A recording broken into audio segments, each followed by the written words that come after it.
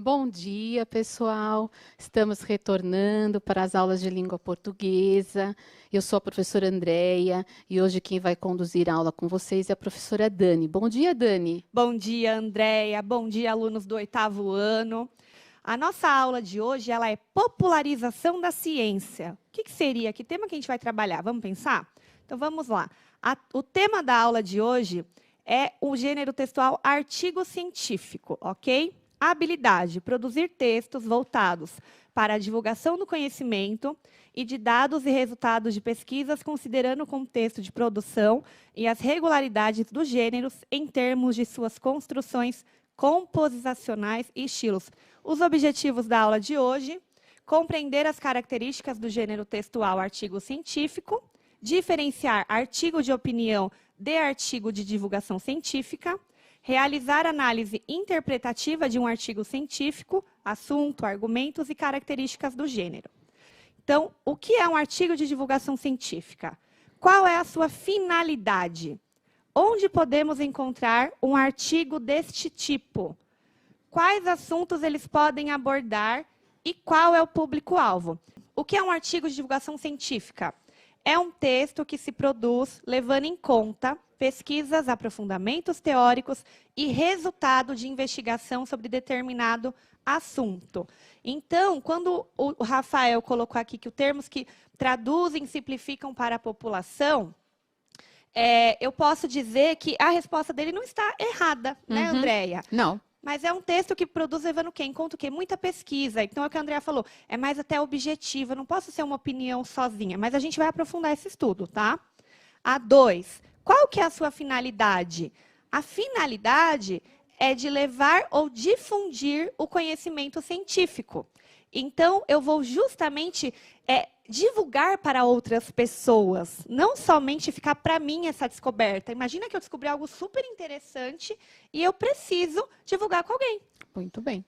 A3, onde podemos encontrar um artigo desse tipo?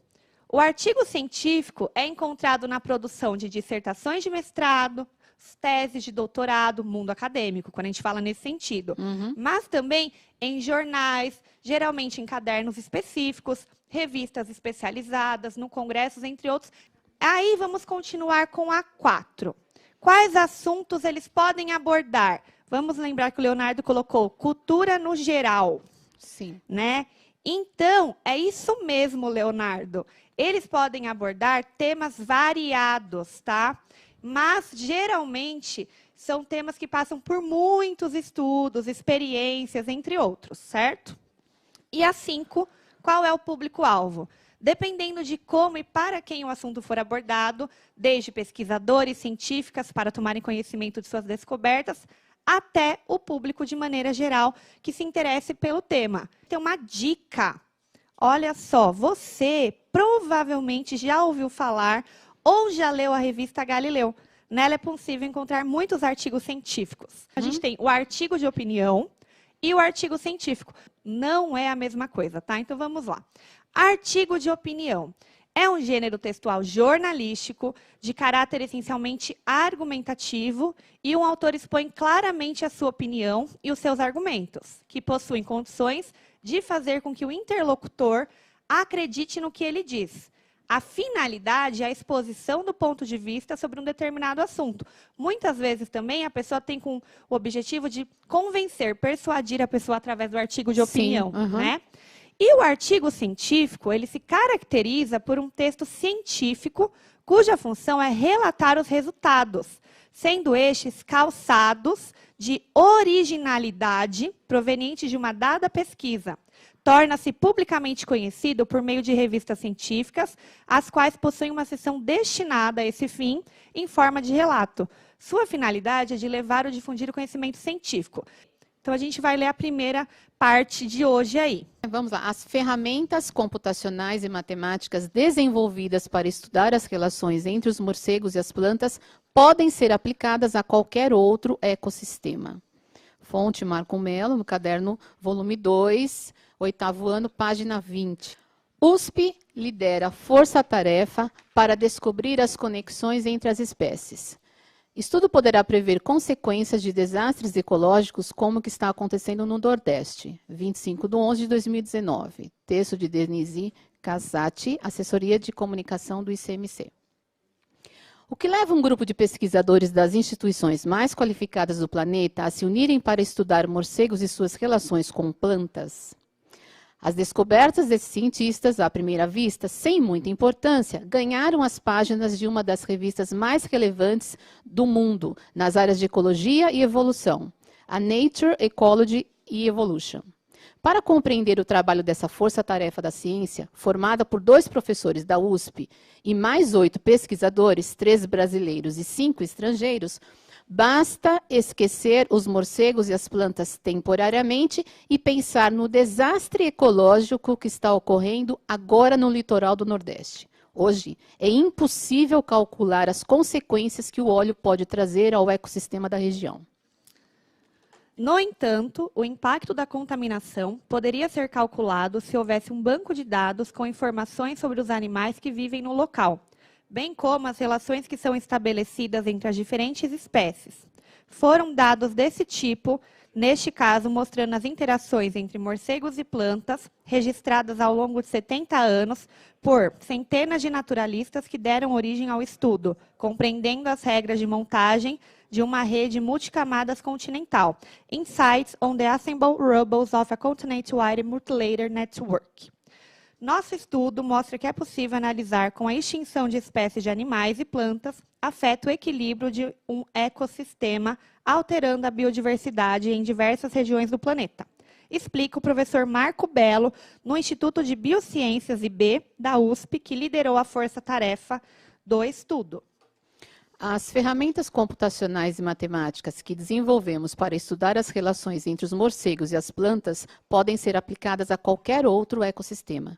Completa o professor Francisco Rodrigues, do Instituto de Ciências Matemática e de Computação, ICMC da USP, em São Carlos. Então, imagine se esses cientistas tivessem à disposição dados sobre as tartarugas marinhas, os peixes, as aves, os corais e os demais animais que habitam as áreas contaminadas do litoral do Nordeste ao longo de muitos anos. Ora, eles poderiam utilizar as mesmas ferramentas empregadas no estudo sobre morcegos e plantas. Assim, seriam capazes de prever as consequências que o óleo traria à tela da vida nordestina, incluindo aí os seres humanos. Ok, aí nós temos a fonte também, tá, do caderno do aluno de vocês. E terminamos novamente com uma imagem de um morcego bem bonitinho. Tem aí, o professor Marco Belo revela que no mundo, quase 70% dos morcegos alimentam-se de insetos em maior ou menor grau. Nas Américas, metade das espécies alimenta-se de plantas e muitas delas também são capazes de comer insetos. Ou seja, os morcegos têm a dieta mais diversificada entre os mamíferos.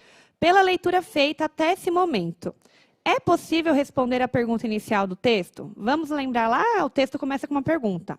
O que leva um grupo de pesquisadores das instituições mais qualificadas do planeta a se unirem para estudar morcegos e suas relações com as plantas?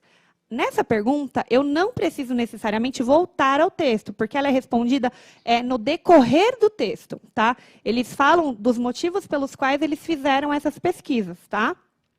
E a 2, quanto à pesquisa, o que dizem os professores Marco Belo e Francisco Rodrigues? Então, vamos verificar aí a resposta?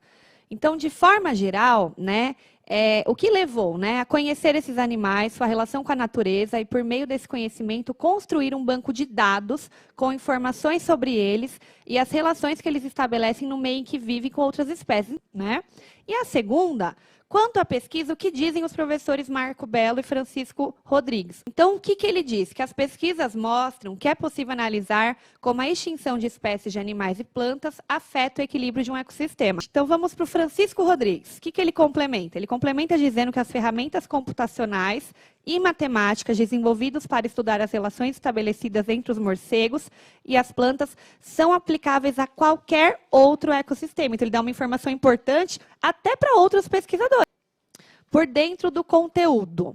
Quando você faz referência a alguma coisa ou algo que alguém disse, isso é chamado de citação. Uma citação expressa uma ideia ou opinião de um texto de um autor, sendo que este deve estar identificado. Então, a gente tem aí a citação indireta. Lê para eles o que é a citação direta, Déia, por favor. É a transcrição literal de um texto. A citação deve estar entre aspas, duplas, quando o tamanho não passar de 3 linhas. Caso contrário, a citação deve estar destacada, sendo apresentada com um recuo de 4 centímetros em relação à margem esquerda, sem aspas e com um menor tamanho de letra.